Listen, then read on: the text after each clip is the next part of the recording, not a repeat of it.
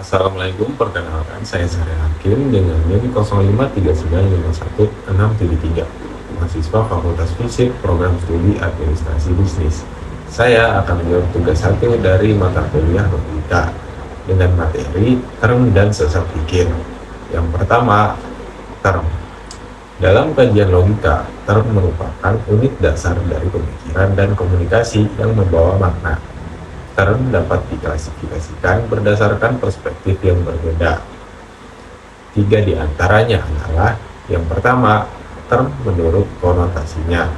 Term jenis ini menekankan pada nuansa asosiasi, emosional, dan nilai budaya yang melekat pada sebuah kata, melewati arti literalnya.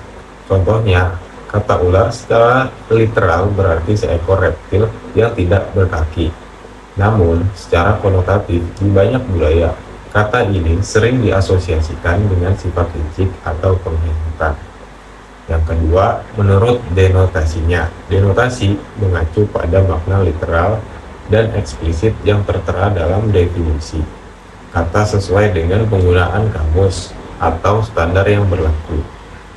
Contohnya, kata ular menurut denotasi merujuk pada hewan reptil yang memiliki tubuh panjang dan tidak berkaki. Pendekatan ini membantu dalam memberikan batasan yang jelas dan menghindari ambiguitas dalam komunikasi literal. Yang ketiga, menurut cara beradanya. Sesuatu pendekatan ini mengelompokkan term berdasarkan kategori atau sifat berdasarkan dari entitas yang dimaksud, yakni bagaimana sesuatu itu berada atau eksistensinya.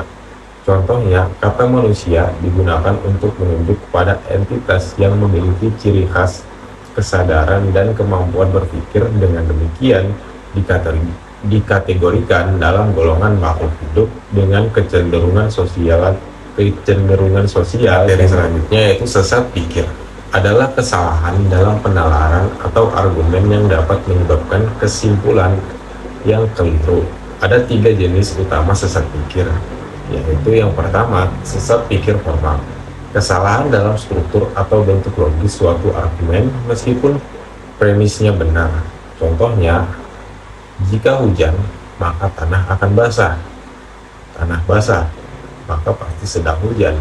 Kesalahannya, tanah basah bisa saja bukan karena faktor hujan, melainkan faktor lain seperti disiram air atau terkena embun. Yang kedua, sesat pikir verbal. Kesalahan yang muncul akibat penggunaan kata atau istilah yang ambigu atau memiliki lebih dari satu makna. Contohnya, dokter mengatakan bahwa pasien perlu istirahat total. Pasien mengartikan total sebagai tidak boleh bergerak sama sekali. Maka pasien menolak berbicara atau makan karena menganggap itu termasuk aktivitas.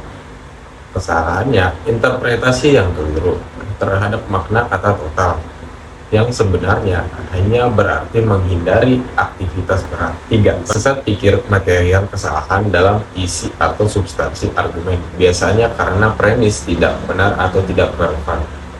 Contohnya, semua orang yang rajin belajar pasti sukses. Budi rajin belajar, maka Budi pasti sukses. Kesalahannya, keberhasilan seseorang tidak hanya ditentukan oleh kebiasaan belajar, tapi juga faktor lain seperti kesempatan, dukungan sosial, dan keterampilan. Berikutnya, cara menghindari sesat pikir. Di antaranya adalah memeriksa struktur logika argumen, memperjelas definisi dan istilah, verifikasi kebenaran premis, dan kembangkan kemampuan berpikir kritis. Sekian dari saya, terima kasih.